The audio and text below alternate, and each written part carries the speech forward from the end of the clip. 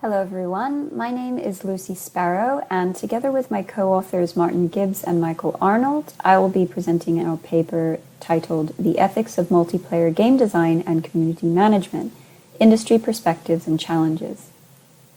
So players can behave in a number of ethically questionable ways in online multiplayer games, whether that's through griefing, cheating, trolling, hacking, and so on. And our previous work has shown that players themselves draw from a range of ludo-moral factors in making ethical judgments about these in-game behaviors, and these perspectives can often be in conflict. So this complex ethical landscape presents a challenge for game designers, who have to continue to find fair, appropriate, and feasible ways of dealing with these ever-evolving in-game behaviors and values in a playful and digital context.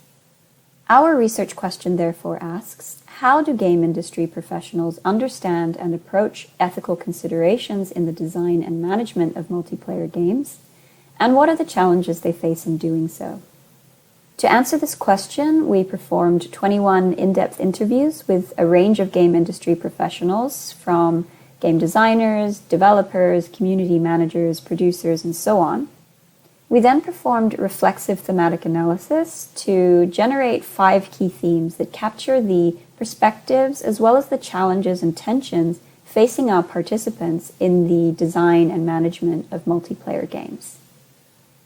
The first theme highlights how ethics compete with functionality in the design process. So because of a focus on making sure a game functions correctly, ethical considerations may be left aside or left too late, at which point they can be difficult to implement or they may interfere with core mechanics. As one participant asked in a kind of tongue-in-cheek way, what button is it going to be on? The second theme points out how notions of right and wrong player behaviors are sometimes unclear. One participant described digital games as a weird amorphous blob space in relation to ethical design. So there are a lot of gray areas when it comes to unsporting behavior in digital games in particular, and it can be very difficult for industry professionals to know where to draw the line. Thirdly, ethical design decisions come with risks to reputation, revenue, safety, and well-being. One participant said, ethics can be awesome when you don't have to feed people. So something like a moderation system in a game, for instance, can be very costly, and it can also sometimes put off the whales or the players that are contributing a lot of income for a company. Furthermore, participants reported receiving a number of death threats, rape threats, doxing, and other harmful behaviors from players who were unhappy with ethics-related decisions that were made in a game. The next theme stresses how industry professionals can be unprepared and unsupported in making governing decisions. So many participants got into the game industry because they wanted to make fun games. But as one participant said, it's all fun and games until someone gets stabbed in the eye.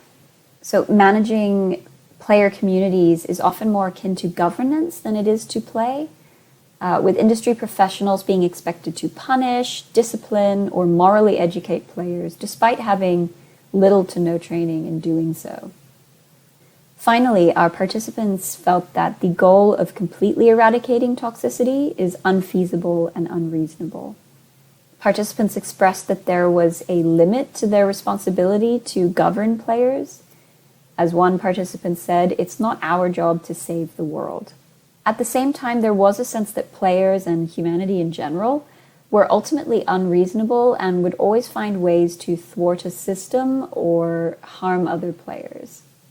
Based on our participants' insights in the interviews, we've created a set of 5 design considerations to act as kind of springboards for ethical discussions in this design space. The first is foresight and planning.